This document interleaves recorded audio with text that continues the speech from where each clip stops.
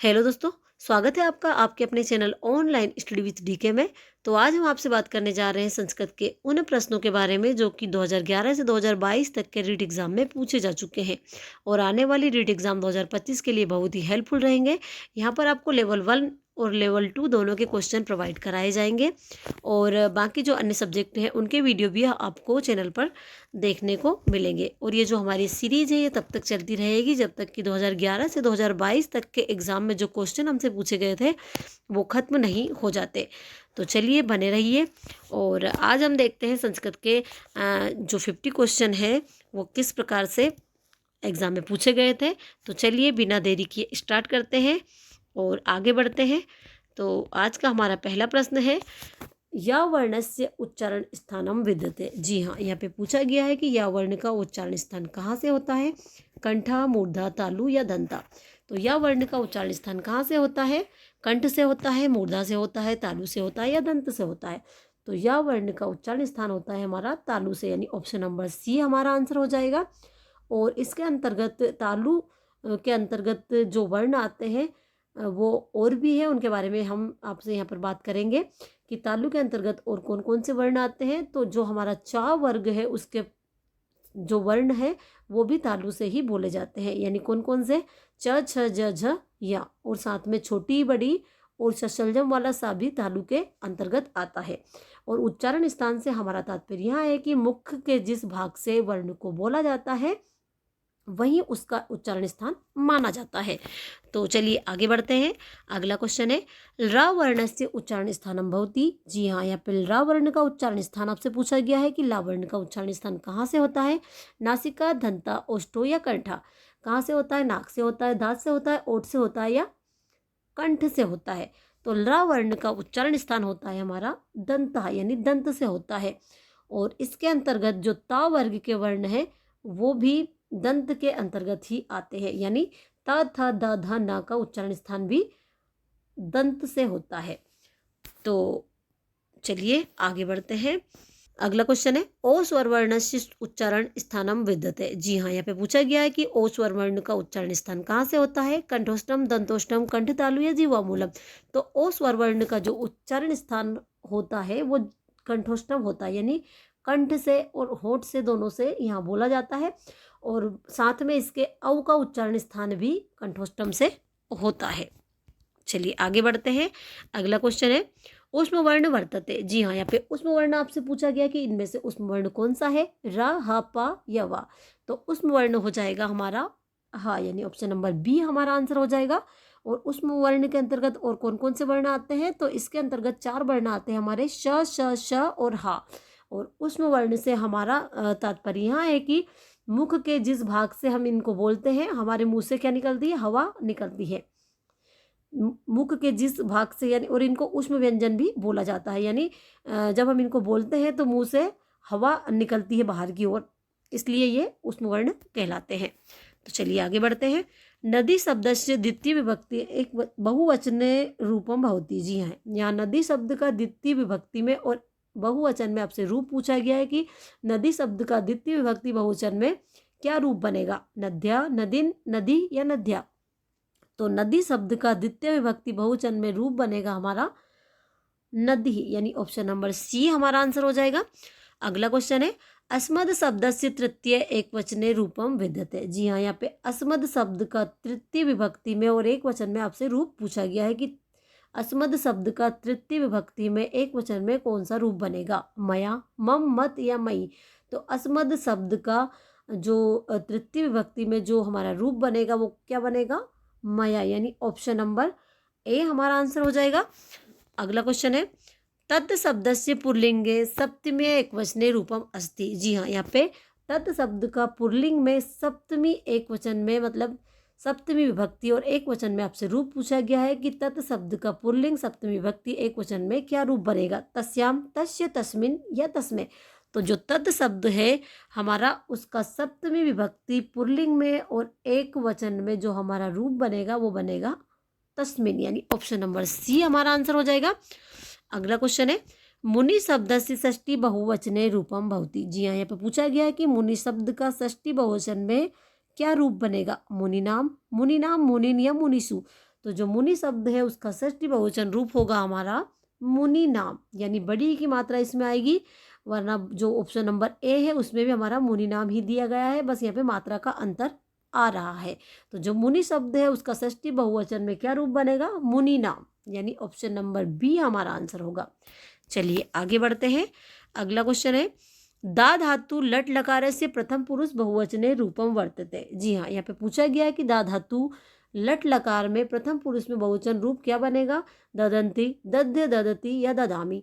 तो दा धातु से लट लकार प्रथम पुरुष बहुवचन में रूप बनेगा हमारा ददती, यानी ऑप्शन नंबर सी हमारा आंसर हो जाएगा।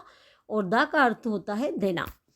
अगला क्वेश्चन है, क्रा धातु लट लकार से मध्यम पुरुष एक वचने रूपम विद्यते। जी हाँ, यहाँ पे भी पूछा गया आपसे कि क्रा धातु लट लकार मध्यम पुरुष और एक वचन में हमारा जो रूप बनेगा वो क्या होगा, करोति, करोमी, करोसी या करोसी।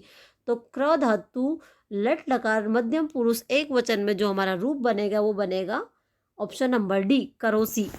और क्र यानी होता है, क्र धातु का मतलब क्या होता है, क्र यानी करना। चलिए आगे बढ़ते हैं। प्रियवादिनी इत्यत्र का प्रत्यय है। जी हाँ, यहाँ पे प्रियवादिनी में आपसे प्रत्यय पूछा गया है कि प्रियवादिनी में कौन सा प्रत्यय है, णिनी, इनी, ई या नी। तो प्रियवादिनी में हमारा प्रत्यय हो जाएगा णिनी, यानी ऑप्शन नंबर ए हमारा आंसर हो जाएगा। अगला क्वेश्चन है, नित्य व्यया इत्यत्र समासा कहा। जी हाँ, यहाँ पे नित्य व्यया में आपसे समास पूछा गया है कि नित्य व्यया में कौन सा समास है। तो नित्य व्यया में समास हो जाएगा हमारा कर्मधारय समास, अव्ययी भाव समास, बहुब्री समास या द्विगु समास। तो नित्य व्यया में हमारा समास होगा कर्मधारय समास। और कर्मधारय समास कौन सा, समानाधिकरण कर्मधारय समास इसमें होगा। चलिए आगे बढ़ते हैं। और हाँ, नित्य व्यय का जो समास विग्रह होगा वो क्या होगा, नित्य व्यय, इसका समास विग्रह होगा। चलिए आगे बढ़ते हैं। वारांगनेय इत्यत्र का संधि। जी हाँ, वारांगनेय में आपसे यहाँ पर संधि पूछी गई है कि वारांगनेय में कौन सी संधि है, यण संधि, गुण संधि, दीर्घ संधि या आयादि संधि। तो वारांगनेय में हमारी संधि हो जाएगी गुण संधि, यानी ऑप्शन नंबर बी हमारा आंसर हो जाएगा। और अगर इसका मतलब विच्छेद पूछे आपसे तो विच्छेद क्या होगा इसका, वारांगन धन ईव, इसका विच्छेद होगा। चलिए आगे बढ़ते हैं। सत्या इति पदस्य विलोमम पदम किम भवेत्। जी हाँ, यहाँ पे सत्या का विलोम पद आपसे पूछा गया, विलोम शब्द आपसे पूछा गया कि सत्या का विलोम शब्द क्या होगा। यहाँ पे प्रियवादिनी, पुरुषा, अनृता या वदान्या। तो जो सत्या है इसका विलोम पद होगा हमारा अनृता, यानी ऑप्शन नंबर सी हमारा आंसर हो जाएगा। अगला क्वेश्चन है, दयालु रपि इत्यत्र का संधि विच्छेदा। जी हाँ, यहाँ पे दयालु रपि शब्द का आपसे संधि विच्छेद पूछा गया कि इसका संधि विच्छेद क्या होगा। तो इसका संधि विच्छेद हो जाएगा हमारा ऑप्शन नंबर बी, दयालु धन अपि, इसका संधि विच्छेद होगा। और इसमें संधि पूछे तो इसमें संधि कौन सी होगी, इसमें संधि हो जाएगी हमारी विसर्ग संधि। कौन सी संधि होगी, विसर्ग संधि इसमें होगी। चलिए आगे बढ़ते हैं। वसुधैव इत्यत्र संधि विच्छेदा कार्य। जी हाँ, यहाँ पे वसुधैव में आपसे संधि विच्छेद पूछा गया है कि वसुधैव का संधि विच्छेद क्या होगा। तो वसुधैव का संधि विच्छेद होगा हमारा ऑप्शन नंबर सी, वसुधा धन एव। क्या होगा, वसुधा धन एव, ऑप्शन नंबर सी हमारा आंसर हो जाएगा। और अगर इसमें संधि पूछे तो संधि कौन सी होगी हमारी, वृद्धि संधि। अगला क्वेश्चन है, महत्वम इत्यत्र का प्रत्यय। जी हाँ, यहाँ पे महत्वम में आपसे प्रत्यय पूछा गया है कि महत्वम में कौन सा प्रत्यय है, तम, तल, कत या त्व। तो महत्वम में प्रत्यय हो जाएगा हमारा त्व प्रत्यय, यानी ऑप्शन नंबर डी हमारा आंसर हो जाएगा। अगला क्वेश्चन है, संस्कृति इत्यत्र का उपसर्ग। जी हाँ, यहाँ पे भी संस्कृति में आपसे उपसर्ग पूछा गया कि संस्कृति में कौन सा उपसर्ग है, शह, शम, सु या श। तो संस्कृति में उपसर्ग हो जाएगा हमारा सम उपसर्ग हो जाएगा, यानी ऑप्शन नंबर बी हमारा आंसर होगा। अगला क्वेश्चन है, कर्मफलम इत्यत्र का समासा। जी हाँ, यहाँ पे कर्मफलम में समास आपसे पूछा गया, कर्मफलम में कौन सा समास है, तत्पुरुष समास, कर्मधारय समास, बहुब्री समास या द्वंद्व समास। तो कर्मफलम में समास हो जाएगा हमारा तत्पुरुष समास, यानी ऑप्शन नंबर ए हमारा आंसर हो जाएगा। अगला क्वेश्चन है, संस्कृति मनः निर्मलम करोति वाक्यमिदं लंग लकारे परिवर्त्यत। यहाँ पे संस्कृतम मनः निर्मलम करोति जो वाक्य है इसका आपको वाक्य परिवर्तन करना है, किसमें, लंग लकार में आपको इसको परिवर्तन करना है। तो लंग लकार में वाक्य बनेगा हमारा संस्कृति मनः निर्मलम अकरोति, यानी ऑप्शन नंबर बी हमारा आंसर हो जाएगा। अगला क्वेश्चन है, मम इत्यस्य का विभक्ति। जी हाँ, यहाँ पे मम में आपसे विभक्ति पूछी गई कि मम में कौन सी विभक्ति है, प्रथमा, द्वितीया, षष्ठी या पंचमी। तो मम में विभक्ति हो जाएगी हमारी षष्ठी विभक्ति, यानी ऑप्शन नंबर सी हमारा आंसर हो जाएगा। अगला क्वेश्चन है, शिक्षा क्षेत्रे इत्यत्र समास विग्रह अस्ति। जी हाँ, यहाँ पे पूछा गया है कि शिक्षा क्षेत्र का समास विग्रह क्या होगा, शिक्षायाम क्षेत्रे, शिक्षाम क्षेत्रे, शिक्षाया क्षेत्रे या शिक्षाया क्षेत्रे। तो शिक्षा क्षेत्र का समास विग्रह हो जाएगा हमारा शिक्षाया क्षेत्रे, यानी ऑप्शन नंबर डी हमारा आंसर हो जाएगा। अगला क्वेश्चन है, स्थिता इत्यत्र का प्रत्यय वर्तते। जी हाँ, यहाँ पे पूछा गया है कि स्थित में कौन सा प्रत्यय है, स्था प्लस कत्वतु। स्थिता इत्यत्र का प्रत्यय वर्तते, इसमें स्थिता में आपसे प्रत्यय पूछा गया है कि इसमें कौन सा प्रत्यय है, कत्वतु, श्रत, कत या इत प्रत्यय। तो स्थिता में प्रत्यय हो जाएगा हमारा कत प्रत्यय, यानी स्था इसमें धातु हो जाएगी और कत प्रत्यय हो जाएगा, यानी ऑप्शन नंबर सी हमारा आंसर हो जाएगा। अगला क्वेश्चन है, अत्युत्तम में पदे संधि विच्छेदा करनीय। जी हाँ, यहाँ पे अतिउत्तम में आपको संधि विच्छेद करना है कि अत्युत्तम का संधि विच्छेद क्या होगा, अतिधन उत्तम है, अत्यधन उत्तम है, अतिधन उत्तम है या अत्युधनतम है। तो अत्युत्तम का संधि विच्छेद हो जाएगा हमारा अतिधन उत्तम, यानी ऑप्शन नंबर ए हमारा आंसर हो जाएगा। और इसमें अगर संधि पूछे तो इसमें संधि हो जाएगी हमारी यण संधि। अगला क्वेश्चन है, प्राप्नोति इत्यत्र का धातु अस्ति। जी हाँ, यहाँ पे प्राप्नोति में आपसे धातु पूछी गई है कि इसमें कौन सी धातु है, प्राप्त धातु, प्रप धातु, प्रपन धातु या आप धातु। तो प्राप्त धातु में जो प्राप्नोति में जो धातु हो जाएगी हमारी वो होगी आप धातु, यानी ऑप्शन नंबर डी आंसर हो जाएगा। और इसमें अगर उपसर्ग पूछे तो इसमें उपसर्ग होगा प्र उपसर्ग, और धातु कौन सी हो जाएगी, आप धातु। अगला क्वेश्चन है, प्रच्छनम अत्र का प्रत्यय प्रयुक्ता। जी हाँ, यहाँ पे प्रच्छनम में आपसे प्रत्यय पूछा गया है कि प्रच्छनम में कौन सा प्रत्यय है, सत्र प्रत्यय, कत प्रत्यय, कत्वतु प्रत्यय या णुणुल प्रत्यय। तो प्रच्छनम में हमारा प्रत्यय हो जाएगा कत प्रत्यय, यानी ऑप्शन नंबर बी हमारा आंसर हो जाएगा। आगे बढ़ते हैं, अगला क्वेश्चन है, यशः इत्यत्र का विभक्ति अस्ति। जी हाँ, यहाँ पे पूछा गया है कि यशः में कौन सी विभक्ति है, प्रथमा, पंचमी, सप्तमी या षष्ठी। तो यशः में विभक्ति हो जाएगी हमारी प्रथमा विभक्ति, ऑप्शन नंबर ए हमारा आंसर हो जाएगा। अगला क्वेश्चन है, राजसु शब्द से मूल शब्द अस्ति। जी हाँ, यहाँ पे पूछा गया है कि राजसु शब्द का मूल शब्द क्या होगा, राजा, राज, राजन या राजस। तो राजसु शब्द का जो मूल शब्द होगा वो हमारा हो जाएगा राजन, यानी ऑप्शन नंबर सी हमारा आंसर हो जाएगा। आगे बढ़ते हैं, विद्या विहीन इत्यत्र समासा कहा। जी हाँ, यहाँ पे पूछा गया है कि विद्या विहीन में कौन सा समास है, कर्मधारय, तत्पुरुष, बहुव्रीहि या अवयवी भाव समास। तो विद्या विहीन में हमारा समास हो जाएगा कौन सा होगा, तत्पुरुष समास, यानी ऑप्शन नंबर बी हमारा आंसर हो जाएगा। यानी इसका जो अपन समास विग्रह करेंगे क्या हो जाएगा, विद्या या विहीन, यानी विद्या से जो विहीन है, और समास कौन सा हो जाएगा, तत्पुरुष समास यहाँ पर होगा। चलिए आगे बढ़ते हैं, अगला क्वेश्चन है, गुरुनाम इत्यत्र का विभक्ति अस्ति। जी हाँ, यहाँ पे गुरुनाम में आपसे विभक्ति पूछी गई कि गुरुनाम में कौन सी विभक्ति है, सप्तमी एकवचनम, षष्ठी एकवचनम, षष्ठी बहुवचनम, तृतीया बहुवचनम। तो गुरुनाम में जो विभक्ति हो जाएगी हमारी षष्ठी बहुवचनम, यानी ऑप्शन नंबर सी हमारा आंसर हो जाएगा। आगे बढ़ते हैं, अगला क्वेश्चन है, मुझे रसगुल्ले अच्छे लगते हैं इति वाक्यस्य संस्कृत अनुवादम भवति। इसका मुझे रसगुल्ले अच्छे लगते हैं, इसका संस्कृत अनुवाद क्या होगा, तो इसका संस्कृत अनुवाद होगा हमारा ऑप्शन नंबर सी, मह्यम रसगुल्कानि रोचन्ते। चलिए आगे बढ़ते हैं, अगला क्वेश्चन है, पाव वर्णस्य उच्चारण स्थानम अस्ति। जी हाँ, यहाँ पे पाव वर्ण का जो उच्चारण स्थान है वो आपसे पूछा गया है कि पाव वर्ण का उच्चारण स्थान कहाँ से होता है, कंठा, दंता, ओष्ठो या तालु। तो जो पाव वर्ण का उच्चारण स्थान होता है वो होता है हमारा ओष्ठो, यानी ओठ से होता है। और जो पाव वर्ग के जो वर्ण है उनका उच्चारण स्थान भी ओष्ठ से ही होता है, यानी प, फ, ब, भ, म का उच्चारण भी ओष्ठ से होता है। चलिए आगे बढ़ते हैं, वयम महाविद्यालयम गच्छामः वाक्यस्य शिव वाच्य परिवर्तनम कुरु। जी हाँ, यहाँ पे वयम महाविद्यालय गच्छामः का वाक्य परिवर्तन करना, वाच्य परिवर्तन करना है। तो इसका वाच्य परिवर्तन करेंगे तो क्या होगा, अस्मामि महाविद्यालय गम्यते, यानी ऑप्शन नंबर ए हमारा आंसर हो जाएगा। अगला क्वेश्चन है, आगे बढ़ते हैं। अगला क्वेश्चन है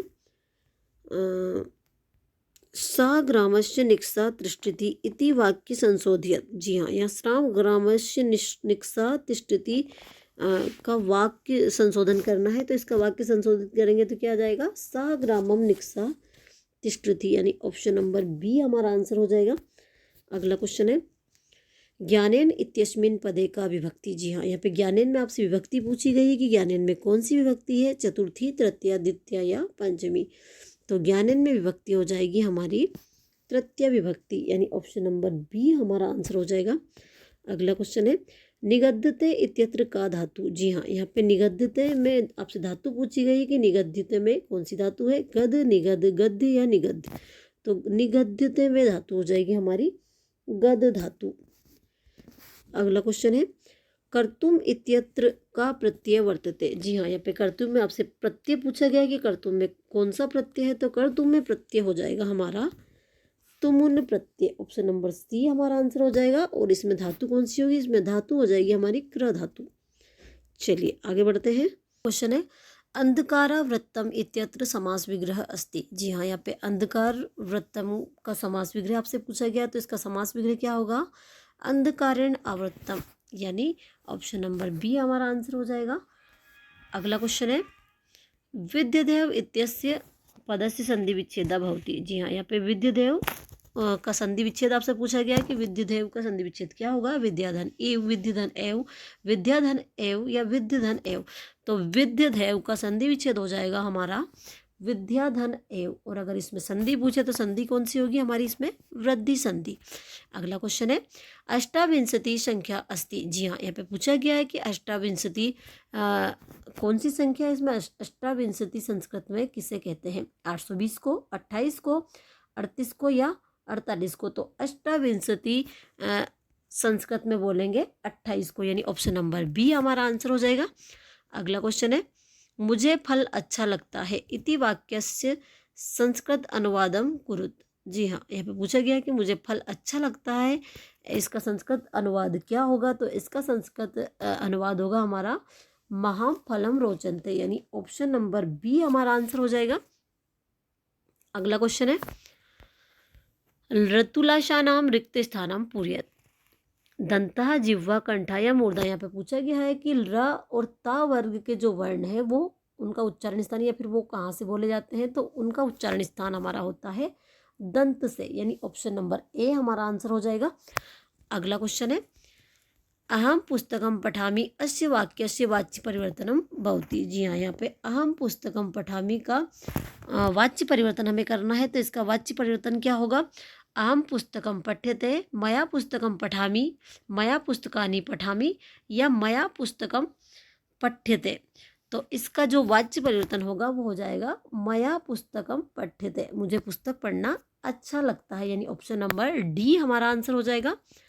अगला क्वेश्चन है वाक्यमिदं संशोधयत नगरेण परिता क्षेत्राणि सन्ति। जी हाँ, यहाँ पे वाक्यमिदं यहाँ पे भी वाक्य में संशोधित वाक्य संशोधन करना है, तो इसमें वाक्य संशोधन करेंगे तो क्या इसका राइट आंसर क्या हो जाएगा, नगरस्य परिता क्षेत्राणि सन्ति, नगरात् परिता क्षेत्राणि सन्ति, नगरम परिता क्षेत्राणि सन्ति या नगराय परिता क्षेत्राणि सन्ति। तो राइट आंसर हो जाएगा हमारा नगरम परिता क्षेत्राणि सन्ति, यानी ऑप्शन नंबर सी हमारा आंसर हो जाएगा।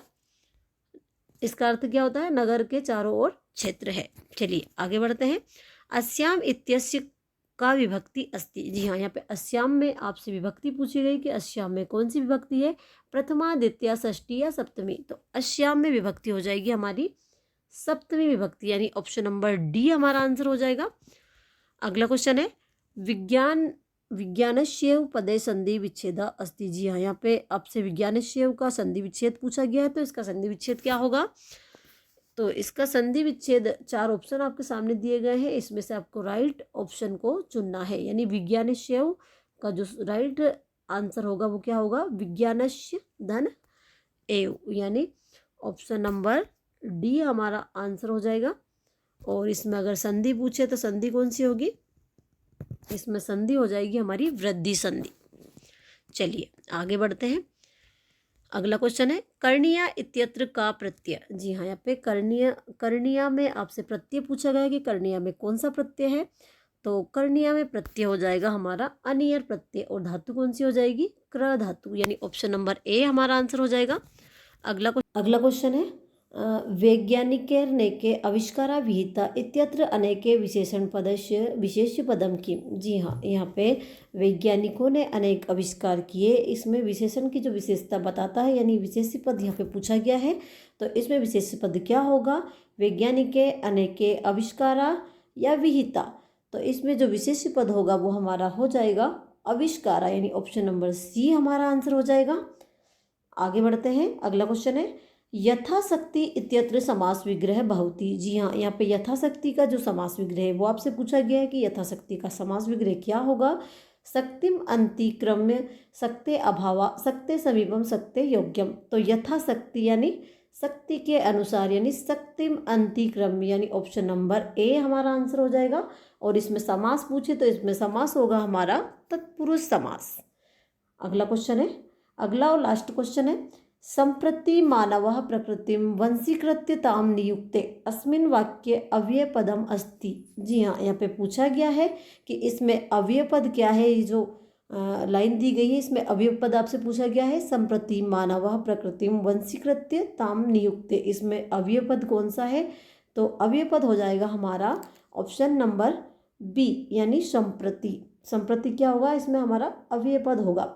तो ये थे हमारे 50 क्वेश्चन आज के, जो यहीं पर ख़त्म होते हैं। वीडियो अच्छी लगी हो तो वीडियो को लाइक, चैनल को सब्सक्राइब जरूर कीजिएगा, और कमेंट सेक्शन में हमें ये ज़रूर बताइएगा कि आज का जो वीडियो है वो आपको कैसा लगा और कितना हेल्पफुल आपको रहा। तो चलिए मिलते हैं आपसे अगले वीडियो में, तब तक के लिए धन्यवाद।